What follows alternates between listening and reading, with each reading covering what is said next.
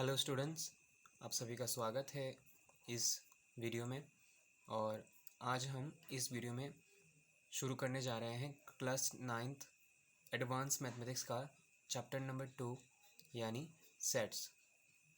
तो सबसे पहले हम टेक्स्ट बुक के पहले पेज से शुरू करेंगे और पढ़ते हुए हम लोग टॉपिक्स को समझते हुए आगे की ओर बढ़ेंगे। तो जैसे कि यहाँ पर देख रहे हैं आप कि आपके चैप्टर में फर्स्ट जो टॉपिक है उसमें क्या लिखा हुआ है, स्टेटमेंट्स। इसमें लिखा हुआ है स्टेटमेंट्स। स्टेटमेंट किस चीज़ को बोलते हैं? स्टेटमेंट मतलब कोई सेंटेंस जिसमें कुछ लिखा हुआ हो। तो देखिए, आपको यहाँ पर फर्स्ट पढ़ने के लिए बोला जा रहा है कि आपको इन सेंटेंस को अच्छे से पढ़ना है। फर्स्ट सेंटेंस दिया गया है मिल्क इज़ ब्लैक। नेक्स्ट दिया हुआ है do you love mathematics. Next है रेस्पेक्ट द मार्टियर्स। इसके बाद है my God how did you fall. इसके बाद है why are the stones gold. Root two is a real number. Pragjyotishpur was the capital of ancient Kamrup. Each of the above sentences determines either an assertion or a question, an order or denotes some feelings of mind as emotion or wonder। मतलब कहा गया है कि जो ए से लेके जी तक जितने भी सेंटेंसेस है, इनमें कुछ सेंटेंसेस क्या है, एसर्शन है, कुछ सेंटेंसेस क्वेश्चन है, कुछ है ऑर्डर, और कुछ सेंटेंस से किसी के अंदर के फीलिंग्स को समझाया जा रहा है। ठीक है, तो हम लोग अभी समझेंगे कि एसर्शन किसे कहा जाता है और क्वेश्चन कौन सा है और कौन से सेंटेंस से यहाँ पर फीलिंग का एक्सप्रेशन किया गया है। तो इन mathematical logic only such sentences like A, F and G which asserts a definite thing are used। तो मैथमेटिक्स में क्या होता है, कौन से सेंटेंसेस का यूज़ किया जाता है? ऐसे सेंटेंसेस जो कि एक डेफिनेट टॉपिक को एक्सप्रेस करता है। जैसे कि आप समझ लीजिए कि ए मिल्क इज़ ब्लैक। ये जो सेंटेंस है, ये सेंटेंस कैसा सेंटेंस है? It is a false sentence, क्योंकि मिल्क कभी भी ब्लैक नहीं हो सकता। एफ मतलब root two is a real number. Okay, next है जी, Pragjyotishpur was the capital of ancient Kamrup. ये तो सही है, ट्रू है ये वाला सेंटेंस। इसके बाद रूट टू एक रियल नंबर है। येस इट इज़ ट्रू, क्योंकि रूट टू को हम लोग क्या कर सकते हैं, नंबर लाइन में रिप्रेजेंट कर सकते हैं। तो मैथमेटिक्स में हम लोग कौन से सेंटेंसेस को लेते हैं जो सेंटेंस या इधर ट्रू होगा या फिर फॉल्स होगा। ठीक है, तो उसे कहा जाता है ट्रूथ वैल्यू। इसको क्या कहते हैं हम लोग, truth value. Such sentences have a definite truth value either true और फॉल्स। मैथमेटिक्स में हम लोग कौन से सेंटेंस को चूज़ करते हैं जो कि आइदर ट्रू है या फिर फॉल्स है। तो फर्स्ट हम लोग डेफिनेशन 1 में जाएंगे, स्टेटमेंट और प्रोपोजिशन। स्टेटमेंट किसे कहा जाता है, हम लोग अच्छे से समझेंगे यहाँ पर कि स्टेटमेंट असल में कहते किसे हैं। A meaningful sentence which can be asserted as true और false but not both is called a statement और प्रोपोजिशन। एक ऐसा सेंटेंस जिसको आप आइदर ट्रू कह सकते हो या फिर फॉल्स कह सकते हो, दोनों में से एक। ऐसा नहीं कि आप दोनों को मिला के एक साथ बोल दो कि ये तो ट्रू और फॉल्स दोनों का मिक्सचर है, ऐसा नहीं हो सकता। आइदर ट्रू या तो ट्रू होगा या फिर फॉल्स होगा। ठीक है, तो ऐसे सेंटेंस को कहा जाता है स्टेटमेंट या फिर प्रोपोजिशन। फॉर एग्जांपल देखिए, 3+5 इज़ ग्रेटर देन 7। 5 और 3 प्लस करने से क्या 5 6 7 8 हो जाएगा। तो 8 तो ऑब्वियसली क्या है, 7 से ग्रेटर है, तो which is true. Pi is a rational number. हमें पता है कि पाई जो होता है वो होता है, हमें पता है कि पाई जो है वो एक इरेशनल नंबर है। किस लिए इरेशनल नंबर है? क्योंकि पाई का जो एक्सपेंशन है 22/7, अगर आप 7 से 22 को डिवाइड करते हो तो आपको एक ऐसा नंबर मिलेगा जो कि नॉन टर्मिनेटिंग है और साथ ही साथ नॉन रिपीटिंग भी है। इसलिए हमें पता है नॉन टर्मिनेटिंग नॉन रिपीटिंग जितने भी नंबर है सब क्या होते हैं, सब इरेशनल होते हैं। तो ये वाला स्टेटमेंट क्या है, फॉल्स है। तो देखिए, आइदर पहला वाला हमारा क्या था, ट्रू था, और नेक्स्ट वाला क्या हो गया, फॉल्स हो गया। 2 into x plus y is equal to 4 implies that x plus y is equal to 2। हाँ, क्योंकि यहाँ पर 2 जो है वो एक्स प्लस वाई के साथ मल्टीप्लाई है, तो 4 के नीचे 1 है, यहाँ पर हम लोग क्या कर सकते हैं, 2 1 से 2 हम लोग मल्टीप्लाई कर सकते हैं। ये रहा आपका 2 into x plus y is equal to 4। तो x प्लस वाई को हम लोग लिख सकते हैं 4 डिवाइडेड बाई 2। तो आंसर क्या आएगा, 2। तो यहाँ पर ये बात सही है, x plus y is equal to 2 is a true statement. 4 minus 3 is less than 0। 4 minus 3 कितना होता है, 4 माइनस 3 होता है 1। 1 is less than 0 and minus 4 root 3 are not numbers but both are statements. Even though they are not true, the sentences B, C, D and E above are not statement and also the following are not statement. यहाँ पर जो 4 minus 3 is less than 0, हमें पता है कि 4 minus 3 क्या होता है, 1 1 1 इज़ ग्रेटर देन 0। तो ये जो चीज़ है ये असल में एक स्टेटमेंट है। हालांकि हमें लग रहा है कि ये एक नंबर है, लेकिन नंबर नहीं, ये स्टेटमेंट कहलाएगा क्योंकि ये फॉल्स है। हम लोग कह पा रहे हैं इसमें कि ये ट्रू है या फॉल्स है, हम लोग इसको कह पा रहे हैं क्योंकि ये फॉल्स है, that's why it is A statement. इसके बाद -4√3 ये भी एक स्टेटमेंट है।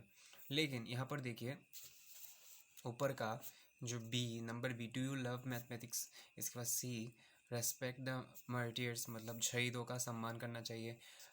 डू यू लव मैथमेटिक्स, तुम्हें क्या मैथ्स अच्छा लगता है। इसके बाद D number, my God how did you fall, तुम कैसे गिर गए। अचानक से आप किसी को गिरते हुए देखते हो या फिर कोई गिर गया और आप उसको मतलब आपको बहुत सरप्राइज़ होता है और आप ऐसे बोलते हो my God how did you fall. ठीक है, ऐसे सेंटेंस। इसके बाद E number, oil the stones gold, तो क्या पत्थर जो थे वो क्या सोने के थे। तो ऐसे जो सेंटेंस है देखिए, इनमें ज़्यादातर में क्या है, एक्सक्लेमेटरी सेंटेंस है ऐसा, या फिर ऐसे क्वेश्चन पूछे जा रहे हैं। तो एक्सक्लेमेटरी सेंटेंस, इसके बाद जितने भी आपका इंटरोगेटिव सेंटेंस है, इनको कभी भी, या फिर जितने भी क्वेश्चंस है इनको कभी भी स्टेटमेंट नहीं कहा जाएगा। स्टेटमेंट किसे कहा जाएगा, जो ट्रू या फॉल्स है, जिसको हम कह सकते हैं कि it is true, it is false, ऐसे डायरेक्ट सेंटेंसेस को कहा जाएगा स्टेटमेंट। तो यहाँ पर हमें और बहुत सारे ऐसे सेंटेंसेस दिए जा रहे हैं जो कि सेंटेंस है लेकिन स्टेटमेंट नहीं है। देखिए चलते हम लोग नेक्स्ट पेज में और जाके देखते हैं कि वो सेंटेंस कौन से हैं। द गोस्ट एग्जिस्ट्स, मतलब भूत होते हैं। ये जो सेंटेंस है इसको हम लोग कभी भी स्टेटमेंट नहीं कह सकते क्योंकि भूत का जो एग्जिस्टेंस है it is not scientifically proven, या फिर इसको कभी भी कोई मान्यता नहीं दे सकता कि भूत असल में होते ही हैं या नहीं। X is a natural number, x देखिए कैसे आप बोल सकते हो नेचुरल नंबर, एक्स का वैल्यू तो कुछ भी हो सकता है ना। एक्स के जगह पे आप, एक्स एक वेरिएबल है, उसके जगह पे आप कुछ भी वैल्यू बिठा सकते हो। तो नेचुरल नंबर कैसे होगा, नेचुरल नंबर तभी होगा जब आप 1 से लेके जितनी पॉजिटिव नंबर है उनमें से कोई एक बिठाते हो। लेकिन यहाँ पे तो हमें पता नहीं है एक्स का वैल्यू क्या है, तो it is also not a statement. Next होगा देखिए, God is omni present and omnipotent. तो ये देखिए जो बात बोल दिया, ये यहाँ पे उनको देना नहीं चाहिए था क्योंकि गॉड का existence, yes he exist, he is everywhere. लेकिन जो ये बुक लिखने वाले लोग हैं ये तो ऐसा मानेंगे नहीं, तो दैट्स वाई इसको भूत के साथ साथ यहाँ पर ये वाला स्टेटमेंट भी दे दिया, 3 नंबर, सॉरी ये वाला सेंटेंस दे दिया, God is omni present and omnipotent.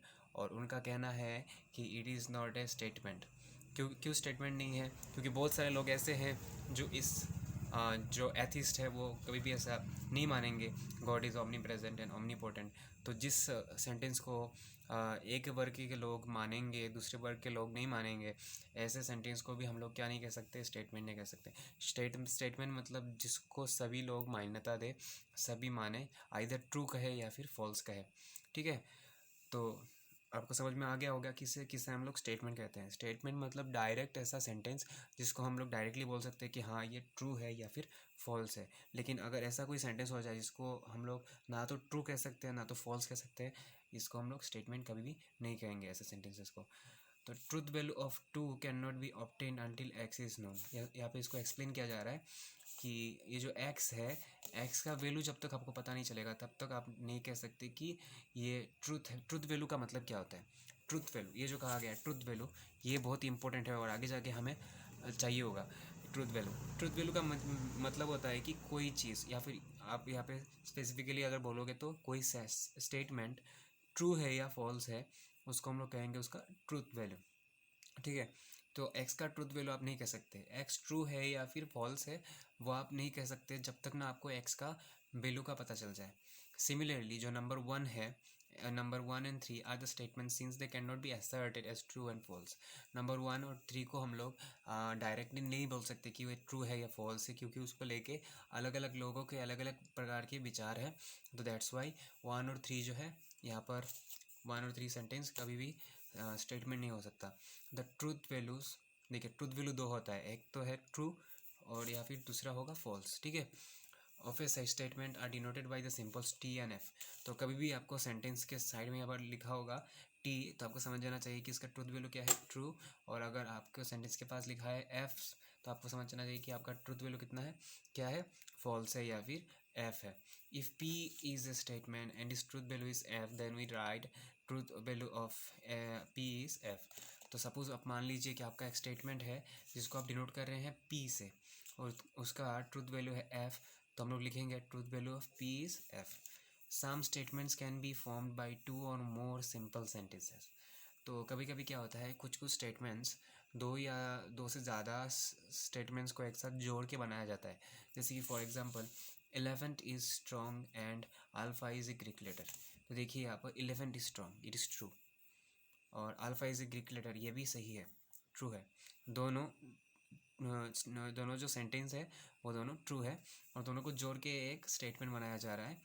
ठीक है, दो दो स्टेटमेंट को एक साथ जोड़कर एक नया स्टेटमेंट बनाया जा रहा है। Such statements are called composite या फिर कॉम्पाउंड स्टेटमेंट्स। ऐसे सेंटेंस, ऐसे स्टेटमेंट को जिसमें दो या दो से ज़्यादा स्टेटमेंट को एक साथ जोड़ के एक नया स्टेटमेंट बनाया जाता है, उसको हम लोग कहते हैं कॉम्पोजाइट या फिर कंपाउंड स्टेटमेंट। नेक्स्ट है its component statements are called सब statement.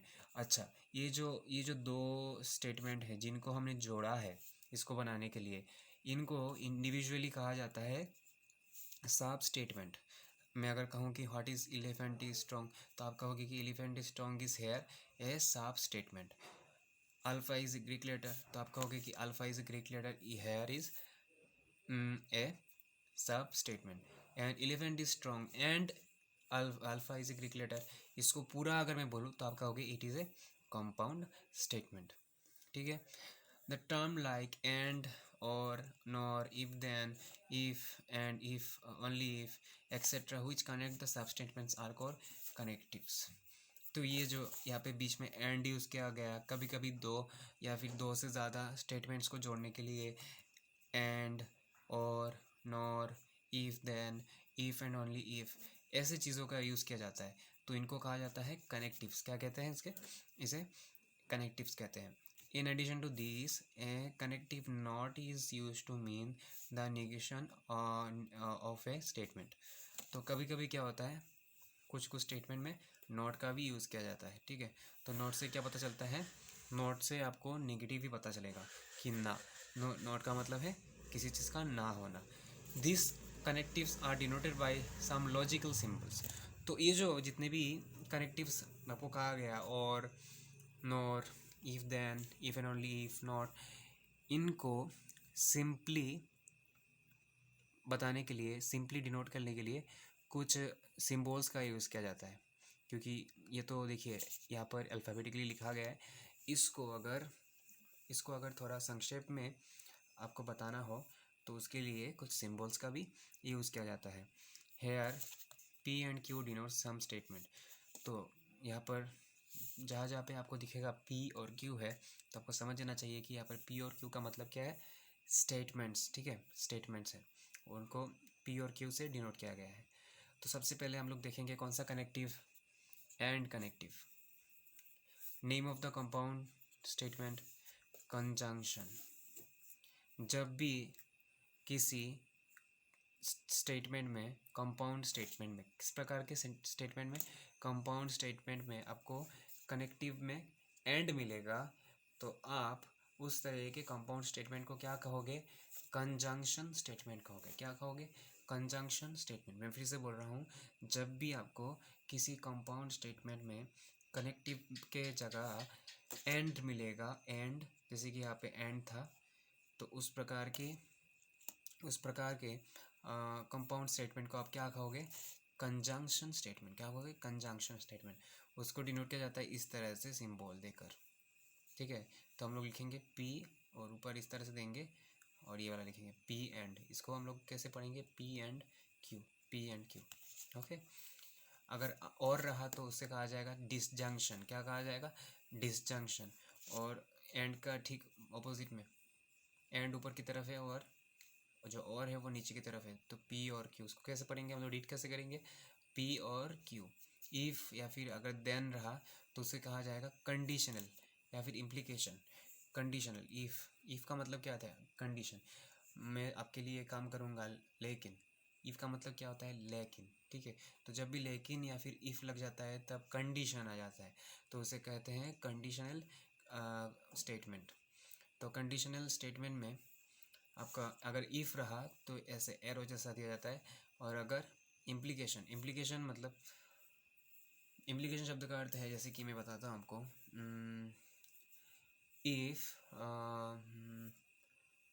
If you do this then I will also do the same. अगर तुम ये काम करो तो मैं भी वही काम करूँगा, ठीक है।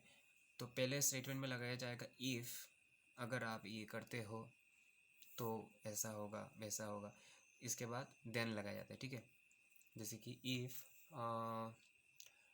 If he had read properly then he would have pass the examination. अगर वो अच्छे से पढ़ लिया होता तो वो ज़रूर एग्ज़ाम में पास कर लेता, ठीक है। तो देन लगाया गया, देन लगा के इम्प्लाई किया जा रहा है, इम्प्लाई, ठीक है। तो इसी को कहते हैं इम्प्लाई। मतलब अगर आप ये कर लेते तो ये हो जाता, इसको बोलते हैं इम्प्लीकेशन। तो इम्प्लीकेशन के लिए इम्प्लाइज का साइन लगाया जाएगा।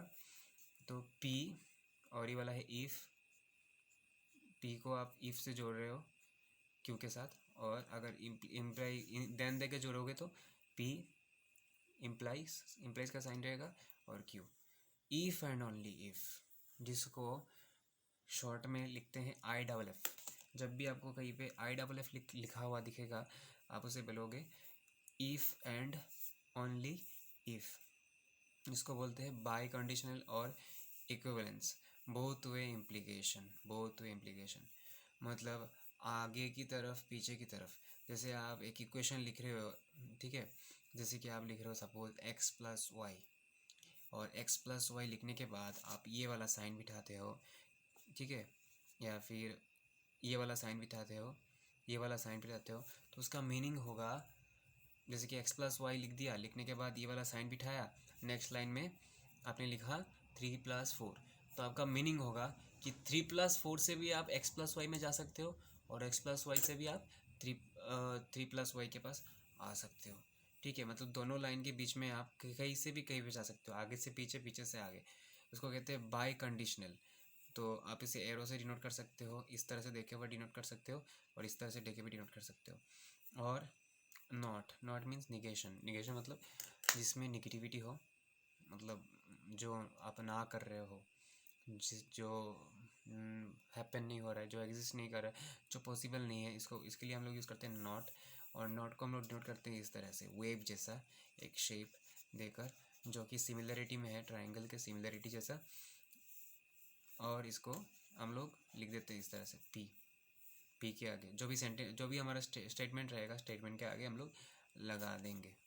The rules of finding the truth values of the statement containing each of the above connectives have been discuss below.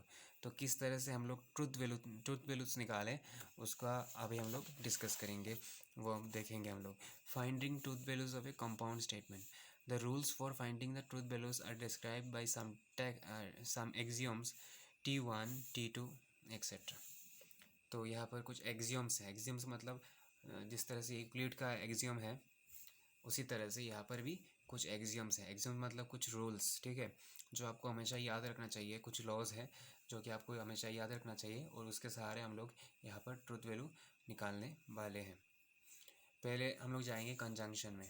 If P and Q are two statements, then their conjunctive statement is written as P and Q.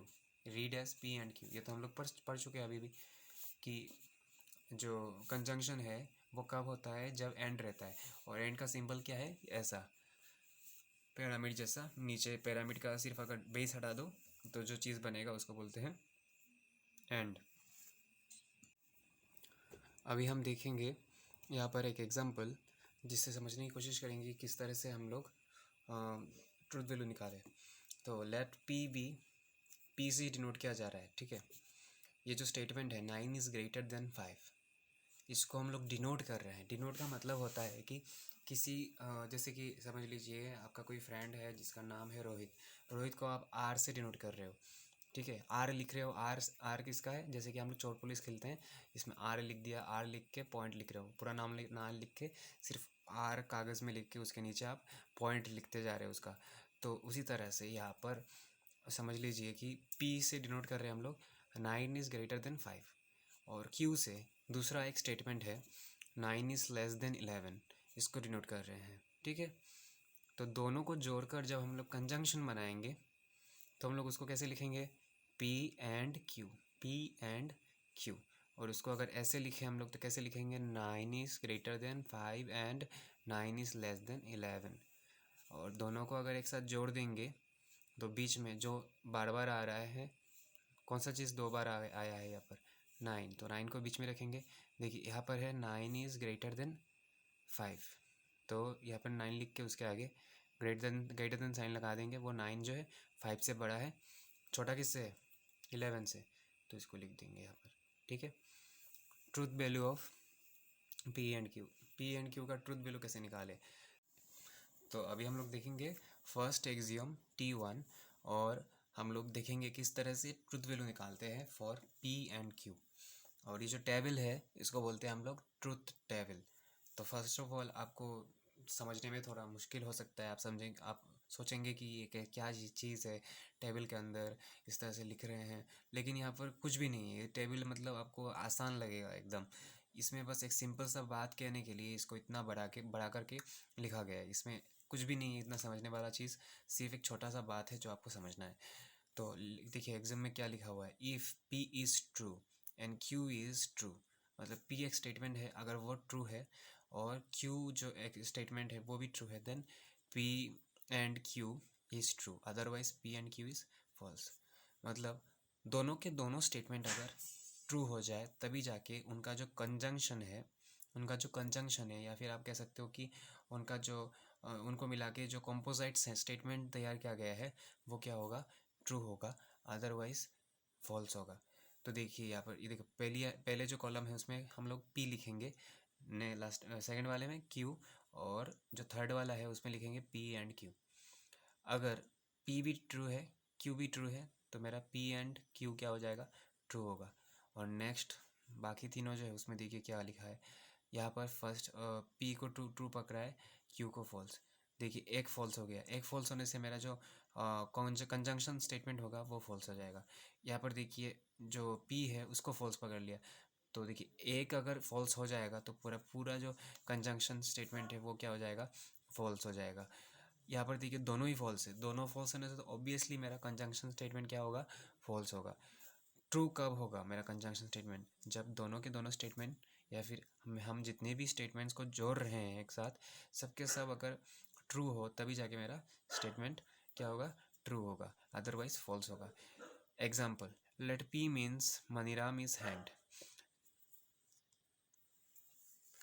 तो मेरा P, हम लोग P से किसको denote कर रहे हैं, Maniram is hanged. Maniram कौन है, मनीराम देवान एक फ्रीडम फाइटर है जिनको फांसी पे चढ़ा दिया गया था. तो ये स्टेटमेंट सही है, इसको हम लोग T लिखेंगे, ब्रैकेट में T लिखेंगे. इसका ट्रुथ वैल्यू क्या है, T. Q से डिनोट कर रहे हैं 3 divided by 0 is a real number. 0 से आप किसी को भी डिवाइड करोगे तो आपको रियल नंबर नहीं मिलने वाला. इसको कहते हैं हम लोग अनडिफाइंड, जो कि बहुत एक अलग सा नंबर, बड़ा सा नंबर है, जो कि आप वो कभी भी आप उसका कोई डेफिनेट वैल्यू आप नहीं लिख सकते. तो दैट्स वाई इसको हम लोग इन्फिनिटी कहकर भी मतलब डिनोट करते हैं. It is not real number, it can not be represented in number line, that's why it is not real number. तो उसका ट्रूथ वैल्यू क्या है, एफ है। ओके, तो देखिए अगर ऐसा हो गया और इन दोनों को अगर हम लोग एक साथ मिलाना चाहें, Maniram is hanged and 3/Q 0 is a real number. तो ये जो पूरा का पूरा जो मेरा कॉम्पोजाइट स्टेटमेंट बना, दो स्टेटमेंट को मिला के मैंने जो कॉम्पोजाइट स्टेटमेंट बनाया, या फिर आप कह सकते हो कि जो मैंने कंजंक्शन स्टेटमेंट बनाया है, वो कंजंक्शन स्टेटमेंट क्या हो जाएगा, फॉल्स हो जाएगा। क्योंकि यहाँ पर जो एक एक जो मेरा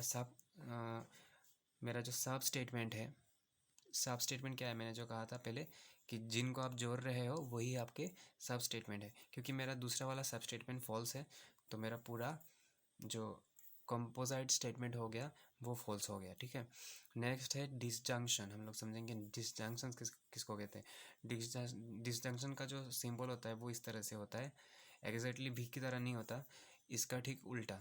ठीक है, तो इसको डिनोट करते हैं, अगर दो स्टेटमेंट लेते हो आप पी एंड क्यू, तो उसका जो डिसजंक्शन है उसको हम लोग ऐसे लिखते हैं। या फिर उसको अगर आप अल्फ़ाबेटिकली लिखना चाहते हो तो डिसजंक्शन, ये जो बी है ये इससे डिनोट होता है और, ठीक है, इससे डिनोट होता है एंड, और इससे डिनोट होता है और। तो उसका ट्रूथ टेबल हम लोग लिखेंगे पी क्यू। तो देखिए अगर पी ट्रू है, क्यू ट्रू है, तो मेरा पी और क्यू क्या होगा, ट्रू होगा। अगर मेरा पी अगर ट्रू है, क्यू अगर फॉल्स है, तब भी जाके मेरा ये वाला पी और क्यू क्या होगा, ट्रू होगा। अगर यहाँ पर पी फॉल्स है, क्यू अगर ट्रू है, तब भी जाके ट्रू होगा। लेकिन दोनों के दोनों अगर फॉल्स हो गए तो मेरा पी और क्यू फॉल्स हो गया। इसका कहने का अर्थ है, और का मतलब क्या है, देखो आप ऑप्शन दे रहे हो, राम और श्याम, मतलब अगर राम हो नहीं तो श्याम। ठीक है, लेकिन जब आप एंड लिखते हो, एंड का मतलब होता है कि दोनों का मतलब इक्वली इम्पोर्टेंस है, तो तब आपको क्या होना पड़ेगा, दोनों का ट्रू होना पड़ेगा। दोनों का ट्रू होने से ही आपका पूरा स्टेटमेंट, पूरा कंजंक्शन स्टेटमेंट क्या होगा, ट्रू होगा, अदरवाइज फॉल्स हो जाएगा। लेकिन यहाँ पर एटलीस्ट एक अगर ट्रू हो जाए तो आपका जो डिसजंक्शन स्टेटमेंट है, या फिर आप कह सकते हो कि आपका जो कॉम्पोजाइट स्टेटमेंट है वो क्या हो जाएगा, ट्रू हो जाएगा। डिसजंक्शन स्टेटमेंट में आप अगर आपका अगर पी अगर ट्रू है, क्यू अगर ट्रू है, अगर दोनों ट्रू है, तो आपका जो डिसजंक्शन स्टेटमेंट होगा वो ट्रू होगा। या फिर एटलीस्ट उनमें से कोई अगर एक ट्रू हो जाए, तब भी आपका डिसजंक्शन स्टेटमेंट ट्रू होगा। ठीक है, ये है इसमें और इसमें फ़र्क। इसमें क्या होना पड़ता है, दोनों का दोनों ट्रू होना पड़ता है, तभी जाके आपका कंजंक्शन स्टेटमेंट क्या होगा, ट्रू होगा। लेकिन डिसजंक्शन में सिर्फ अगर एक अगर ट्रू रह जाए पी या क्यू में से, तब जाके क्या हो जाएगा, आपका पी और क्यू या फिर आपका जो डिसजंक्शन स्टेटमेंट है वो ट्रू हो जाएगा। इसके बाद आता है निगेशन। Negation means not. ठीक है, उसका सिंबल क्या है, ऐसा ऐसा सिंबल है। If P is a statement, then the statement obtained by adjoining connectives like not, it is false that, etc. are called negotiations of P. It is written as, statement के जो symbol है उसके आगे ऐसे हम लोग web जैसा एक सिंबल दे देंगे। तो हम लोग इससे किसको डिनोट करते हैं, ऐसे स्टेटमेंट जिनमें नॉट लगा हुआ रहता है, या फिर इट इज़ फॉल्स दैट। जैसे it is false that the sun rises और the sun sets, sun is always there at its position, only the earth rotates.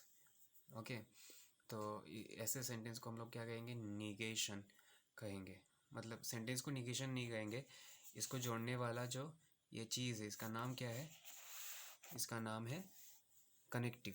क्या नाम है इसका, कनेक्टिव। ऐसे कनेक्टिव को हम लोग क्या कहेंगे, निगेशन कहेंगे।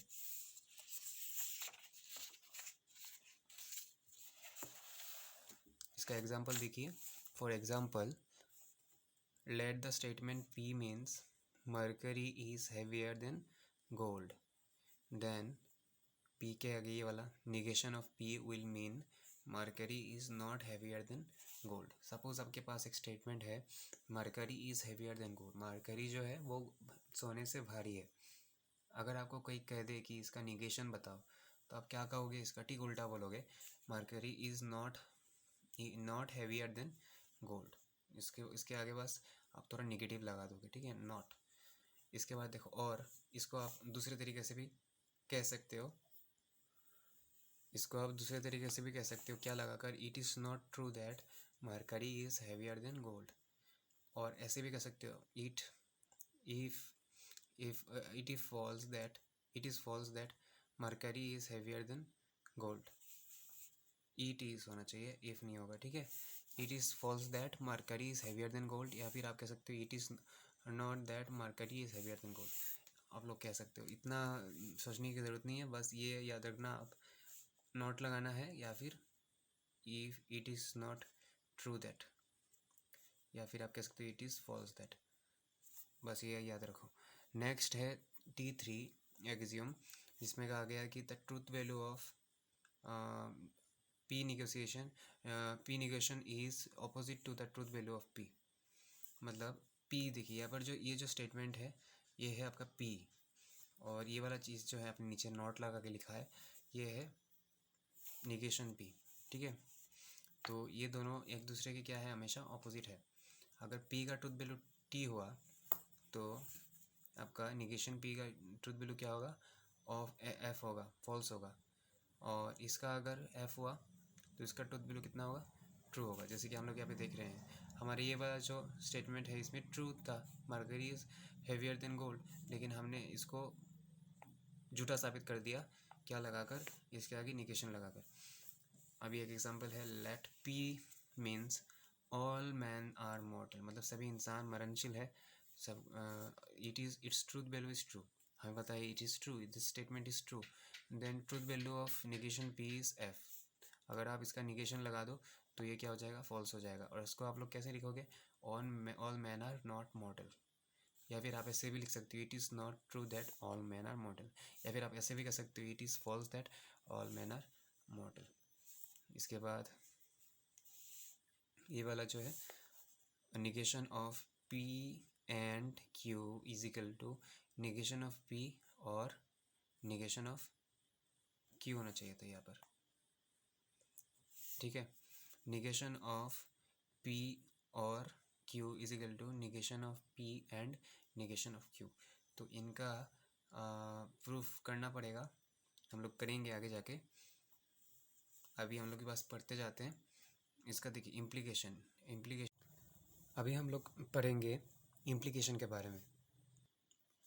इम्प्लीकेशन में हमने देखा था कि यहाँ पर दो चीज़ रहता है, एक है इफ़ और दूसरा है देन।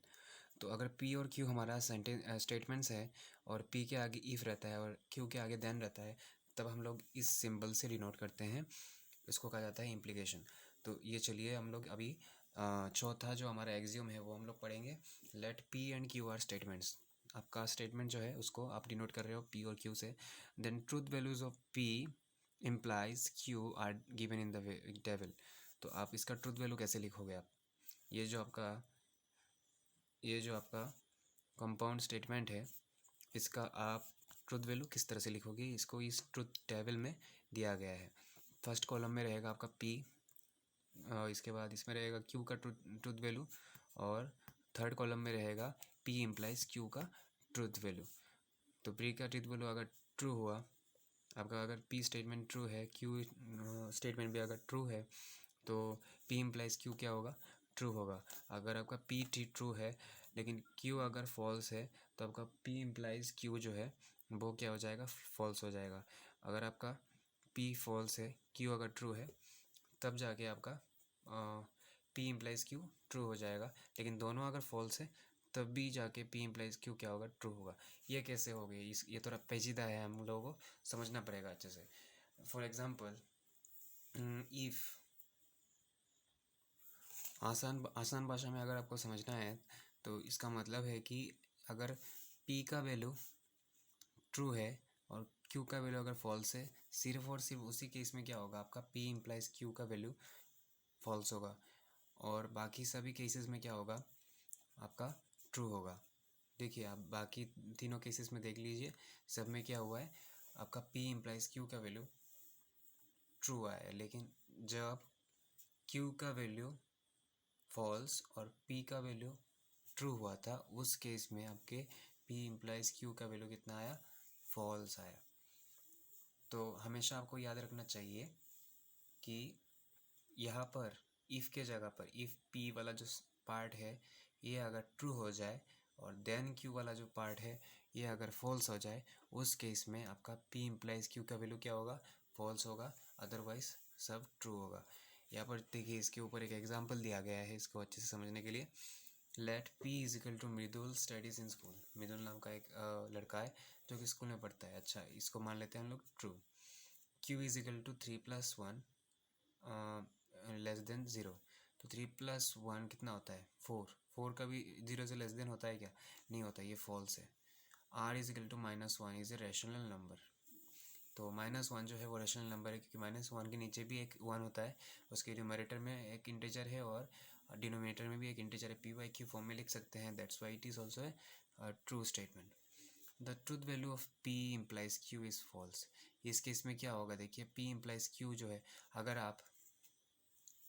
आप इन दोनों को मिला देते हो एक साथ, इन दोनों को मिला के अगर आप एक कॉम्पाउंड सेंटेंस बनाते हो, ठीक है, if Mridul studies in school then 3+1 less than zero, ऐसा अगर आप लिखते हो, if Mridul studies in school then 3+1 less than zero, ऐसा आप अगर लिखते हो तो आपका जो P इम्प्लाइज Q है उसका ट्रूथ वैल्यू क्या आएगा, फॉल्स आएगा।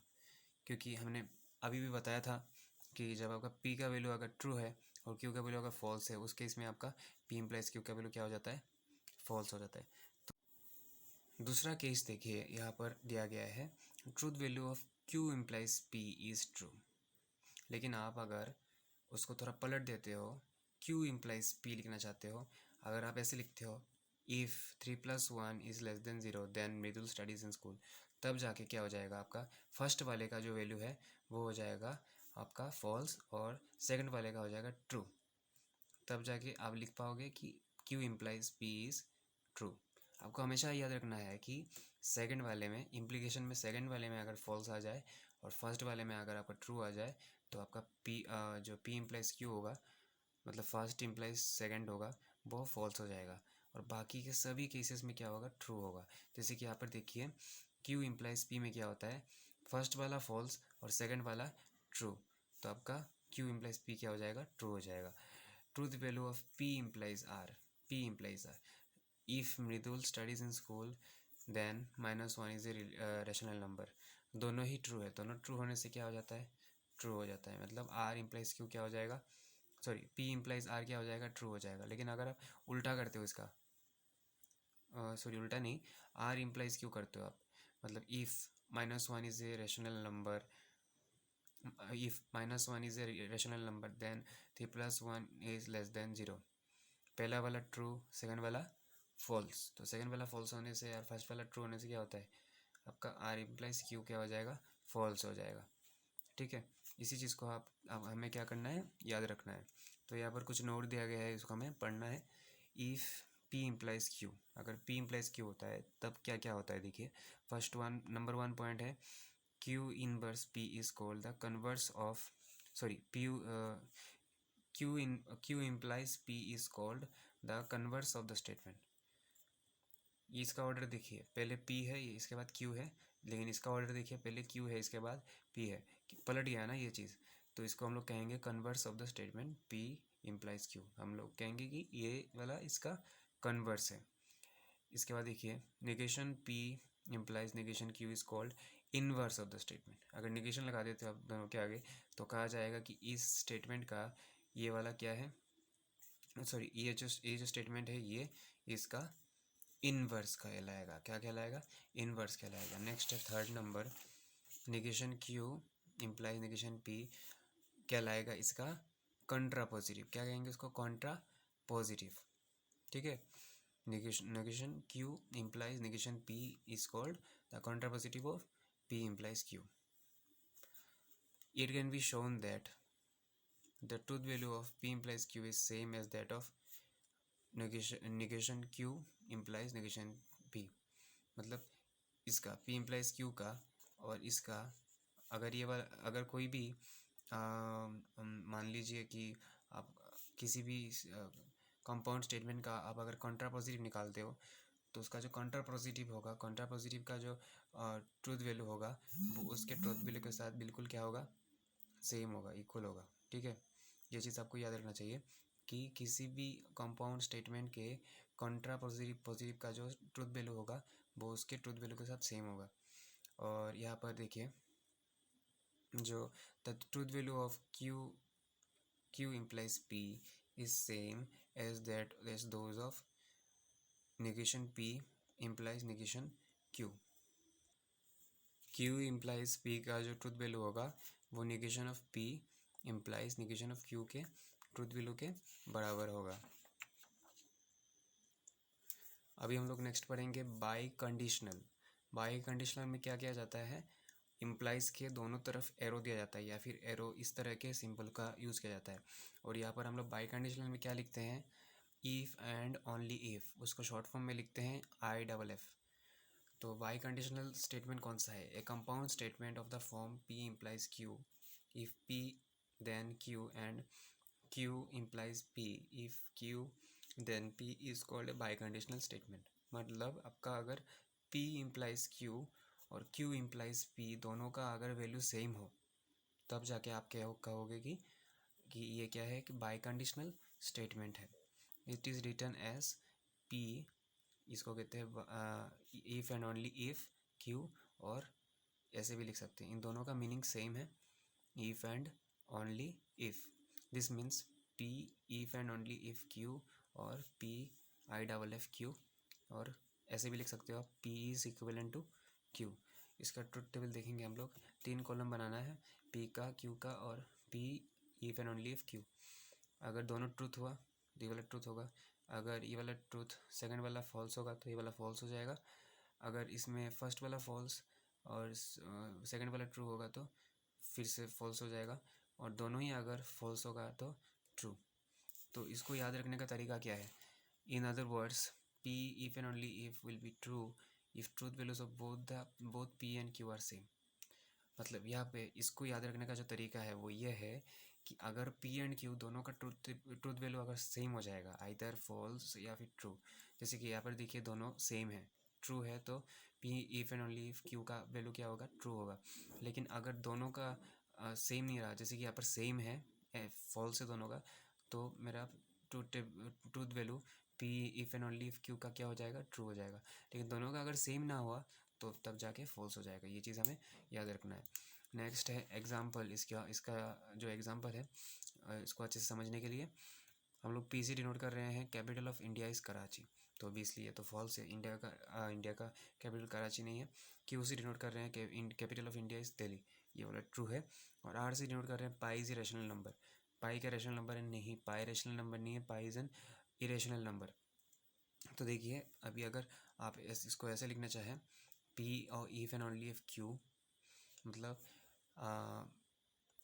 Capital of India is Karachi if and only if capital of India is Delhi, ऐसा अगर आप लिखना चाहो तो देखिए ये वाला ट्रू है, ये वाला फॉल्स है, दोनों अगर इक्वल ना हुआ तो क्या होगा, P if and only if Q का जो वैल्यू है, ट्रूथ वैल्यू है, वो क्या हो जाएगा, फॉल्स हो जाएगा। Next P if and only if R capital of India is Karachi, ये फॉल्स है, और ये वाला भी फॉल्स है, दोनों फॉल्स है। दोनों फॉल्स हो जाने से क्या होता है, ट्रू हो जाता है, क्योंकि दोनों इक्वल हो गया ना, तो दोनों इक्वल होने से ट्रू होगा, तो P if and only if R क्या हो जाएगा, ट्रू होगा। Q if and only if R, Q से क्या डिनोट कर रहे हैं हम लोग, India, capital of India is Delhi, ये वाला ट्रू है और ये वाला फॉल्स, तो ट्रू फॉल्स दोनों अलग अलग, तो अलग अलग होने से हमारा जो Q if and only if R होगा उसका वैल्यू क्या हो जाएगा, फॉल्स हो जाएगा। मतलब ट्रू होने के लिए दोनों का सेम होना चाहिए, आइदर दोनों का फॉल्स या फिर दोनों का ट्रू, लेकिन एक का ट्रू एक का फॉल्स होगा तो हमारा जो कंपाउंड स्टेटमेंट है यानी P if and only if Q जो भी हो, जिससे भी डिनोट करें, इफ़ एंड मतलब जो आपका कंपाउंड स्टेटमेंट होगा उसका ट्रूथ वैल्यू फॉल्स आ जाएगा।